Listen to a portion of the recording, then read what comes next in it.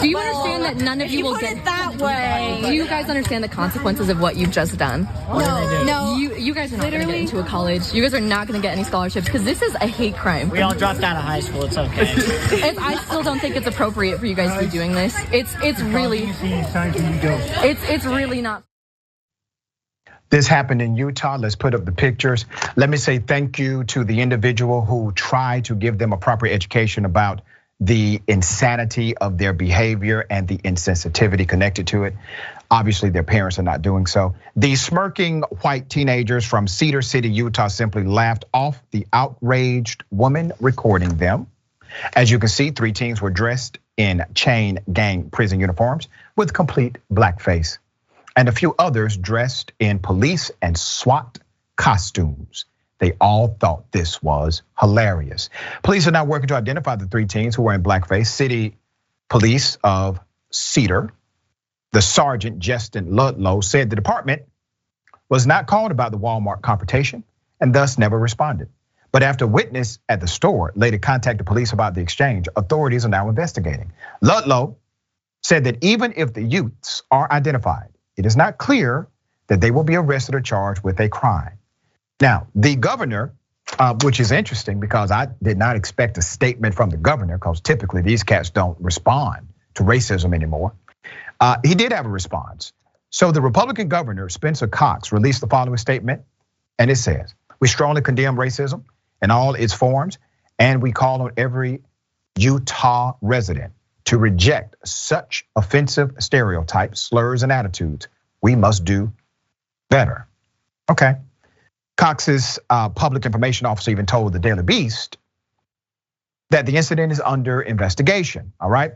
Another instance of blackface this Halloween came from white nationalist, Christian fascist, Dalton Clodfelter, all right?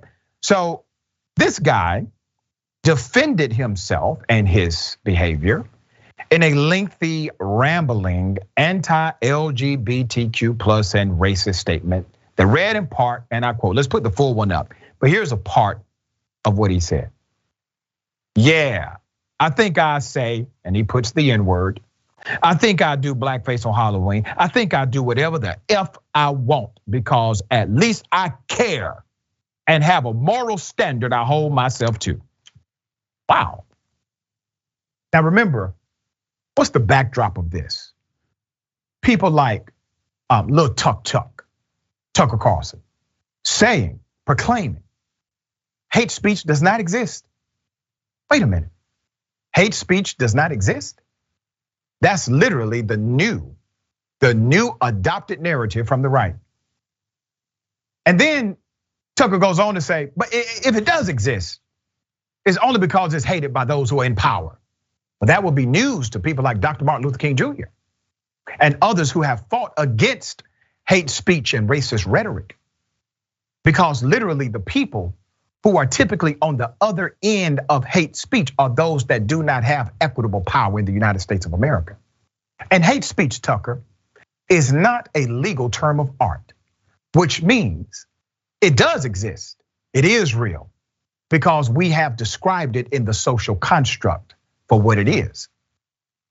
So I submit to you, Tucker, anything that is done or said which a person on the other end is receiving due to the fact that they have a certain skin color, or maybe they have a sexual orientation, preference, or even religion. When that is done against an entire group because of those qualities connected to them, when there's adverse rhetoric to suggest they should die or not have access to opportunity, or they should be stoned, that's hate speech. A.B. thoughts here. So I guess my thought would be the same people who say that this is okay will also say that individuals who participate in, I don't know, drag, for example, are violating young children, right? And giving a bad example to our kids these days. The same people who are against transgender people, right? Because they'll say you're polluting our kids and you're teaching our kids bad things. So what do you say about this? what do you say about people coming out of themselves and out of their character to go and disrespect another race and think that it's funny?